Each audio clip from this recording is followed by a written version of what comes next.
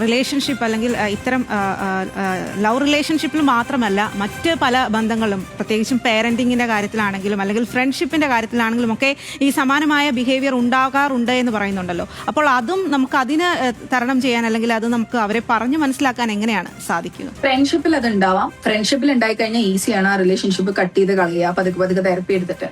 Parents narcissistic ആവുമ്പോൾ ഏറ്റവും വലിയ ബുദ്ധിമുട്ട്, പല തെറപ്പിസ്റ്റുകളും പറയുന്ന ഒരു കാര്യമുണ്ട്, പേരന്റ്സ് എന്ത് ചെയ്താലും ഫുഗീവ് ചെയ്യണമെന്ന്.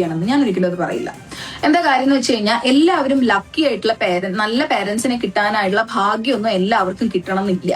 ചില പേരന്റ്സ് കുട്ടികളെ വളരെയധികം ടോർച്ചർ ചെയ്യുന്നുണ്ട്. അവരുടെ നാർസിസിസ്റ്റിക് അബ്യൂസ് സഹിക്കാതെ പേരന്റ്സിനെ തെറപ്പിക്ക് കൊണ്ടുവന്നിട്ടുള്ള കുറേ കുട്ടികളുണ്ട് നമ്മുടെ ക്ലിനിക്കിലൊക്കെ.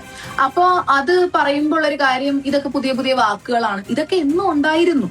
വേൾഡ് ഹെൽത്ത് ഓർഗനൈസേഷൻ ICD എന്നുള്ള പുസ്തകത്തിൽ ഇതിനെ കുറിച്ചൊക്കെ പ്രതിപാദിച്ചിട്ടുണ്ട്.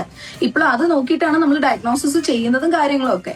അപ്പോൾ ഒരു നാർസിസിസ്റ്റിനെ ഒരിക്കലും തിരുത്താൻ പറ്റില്ല എന്ന് നമുക്ക് അടച്ചാക്ഷേപിക്കാൻ പറ്റില്ല. പക്ഷെ അവർ ട്രീറ്റ് ആണോ ഡിസോർഡർ ആണോ ലെവലിൽ. ഇപ്പൊ ഒരുപാട് കാര്യങ്ങള് തെറപ്പിയൊക്കെ എടുത്ത് ഒരു എന്താ പറയാ, ഒരു തെറപ്പിസ്റ്റിന്റെ കൺസൾട്ടേഷൻ ഒക്കെ ചെയ്തിട്ട് this is healthy, this is unhealthy, ഇങ്ങനെ ചെയ്താൽ ഇന്ന പ്രശ്നങ്ങൾ വരും എന്നൊക്കെ പറഞ്ഞ് മനസ്സിലായിട്ടുള്ള ആൾക്കാരും ഉണ്ട്.